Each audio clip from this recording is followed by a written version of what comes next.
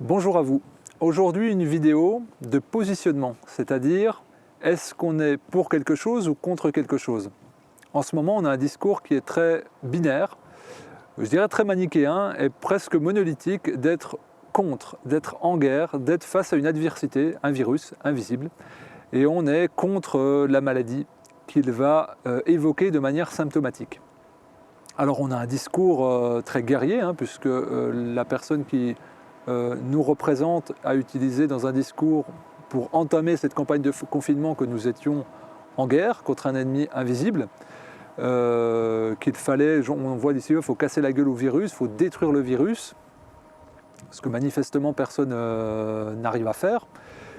Et on pourrait voir un autre champ de lecture, c'est-à-dire d'être pour. Pourquoi? Pour la santé. Donc on va avoir deux solutions dans les semaines, les mois et je dirais même les années à venir, parce qu'il va être évident que cet événement ne pas laisser des traces, double négation. Quand on parle de pour quelque chose, c'est un peu ironique, mais c'est comme ça, et ça ne va pas ne pas laisser de traces, c'est évident. Je préfère me positionner clairement pour la santé que contre la maladie. Par la force des choses, ce virus va continuer à se répandre en dehors même de la période de confinement. Peut-être qu'il y aura encore d'autres périodes de confinement et qu'on va aller de confinement en confinement. Et peut-être, plutôt que de vivre comme des rats terrés contre quelque chose, à faire la guerre contre un ennemi invisible, terrés dans nos appartements et nos maisons, on pourrait être pour l'expression de la santé. D'ici 12, 18 mois, sans doute, contracterons-nous tous sur la planète le Covid-19, qu'il est ou pas muté. Alors on peut être contre, on peut faire la guerre, on peut même être pour un vaccin, mais qui est contre quelque part l'expression de la santé, c'est-à-dire celle du système immunitaire. Moi je préfère me positionner sur un versant qui est positif, constructif, en étant pour la santé. On pourrait dire, mais oui, mais c'est pas antinomique. Eh bien, quelque part si, il faut choisir son camp. Il faut choisir son camp puisque on est face à une situation où on est soumis, esclave, à quelque chose qui est invisible et sur lequel on pourra avoir prise en étant sur la prévention et l'action santé.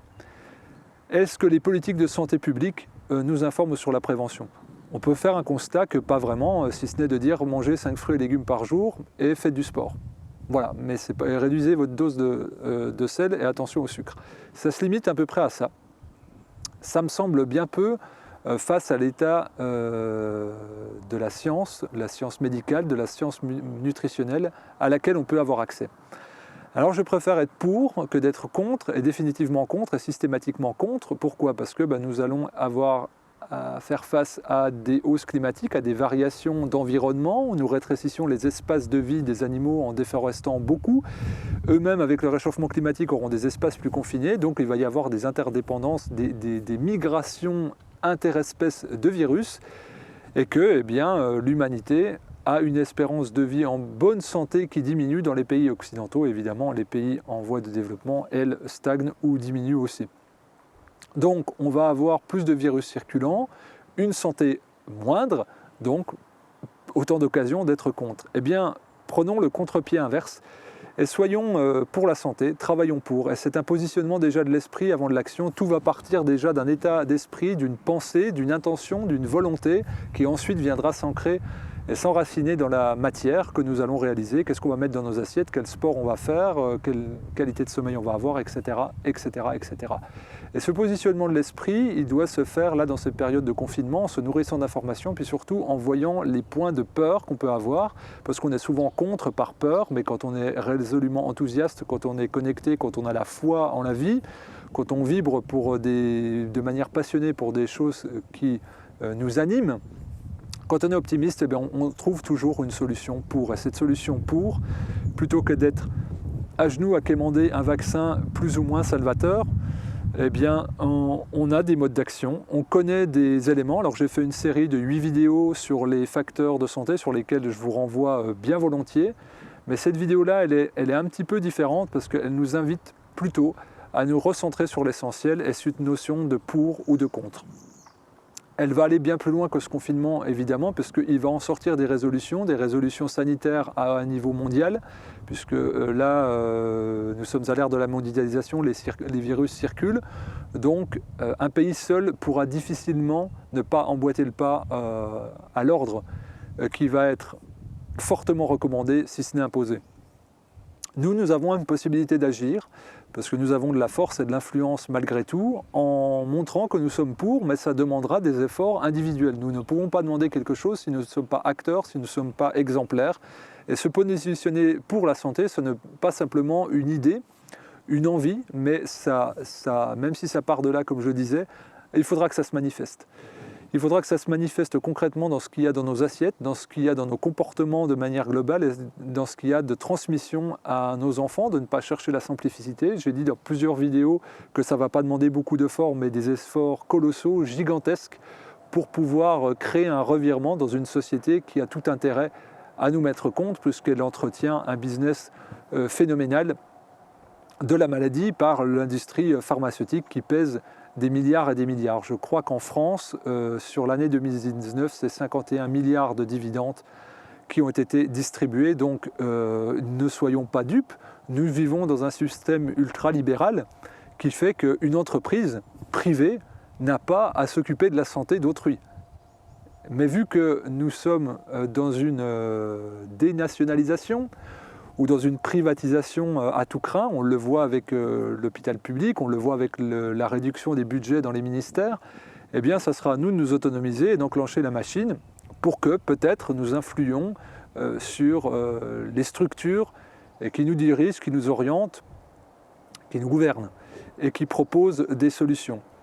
Il est clair que nous sommes face à deux mondes, et nous ne pouvons pas demander à ce que l'industrie pharmaceutique diminue son influence si nous continuons, nous, de la nourrir, si un Français sur deux, comme c'est le cas aujourd'hui, continue de prendre des médicaments de manière quotidienne alors que des solutions gratuites existent. Nous ne pouvons pas demander du changement si 80% des Français ont recours à l'automédication tous les ans. Nous ne pouvons pas demander des changements si nous restons en tête de podium des peuples qui consommons des antidépresseurs et des anti-anxiolytiques. Ça demande un effort individuel, ça demande un effort collectif à ce que nous soyons acteurs de la transmission d'informations, d'apporter de l'information à autrui, parce que tout le monde n'a pas cette information-là. Beaucoup de personnes pensent que s'il y a une autorisation de mise sur le marché, c'est que c'est bon. Beaucoup de personnes pensent que s'il y a une parole venue d'un institut, d'un gouvernement, d'une structure, eh bien c'est que c'est OK. En oubliant complètement le phénomène de lobby qui existe, qui est avéré au niveau européen, c'est officiel aux États-Unis et qui existe évidemment en France. On voit le cas avec les différents ministres de la Santé qui se sont succédés, de Roselyne Bachelot qui avait des actions dans le vaccin de la grippe, à Agnès Buzyn pour qui c'est avéré, où elle a été financée par les laboratoires pharmaceutiques pendant 14 ans et dont le mari, Yves Lévy, est directeur de l'INSERM et en plus au Conseil d'État.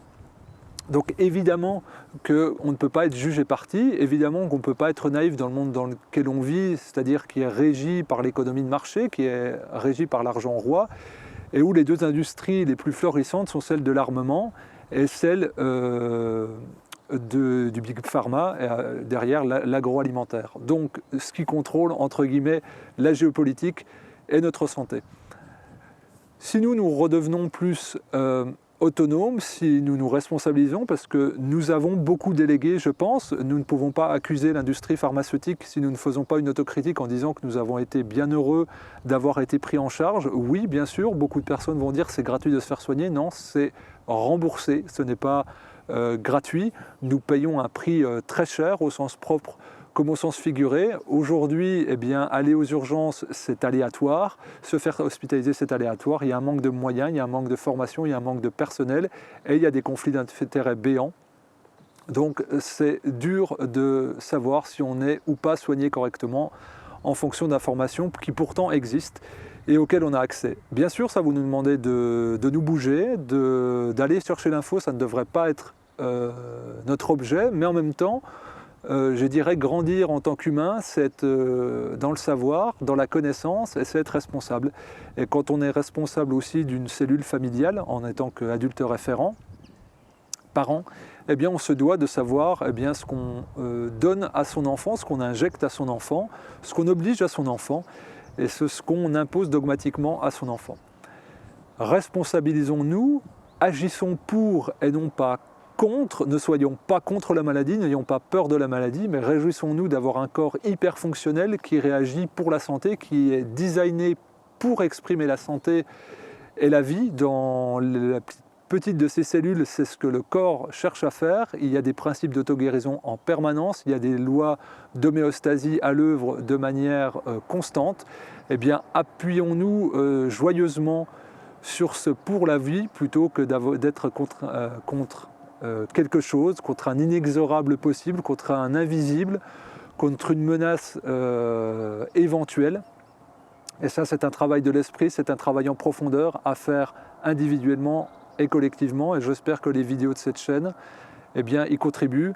Et j'espère qu'une fois sortis du confinement, nous pourrons œuvrer au cours de conférences, de congrès, eh bien, de colloques, d'œuvrer collectivement entre toutes personnes qui ont du savoir et la prétention de le diffuser, et que ça ira beaucoup plus loin que ce que nous arrivons à proposer aujourd'hui, et que ça sera en dehors des clivages médecine allopathique classique et médecine dite complémentaire parallèle, c'est-à-dire qu'elles ne se croisent pas. Créons des intersections, créons des ponts et créons déjà une reliance avec nous-mêmes pour être dans le positif et au service de la santé et pas dans l'adversité contre la maladie.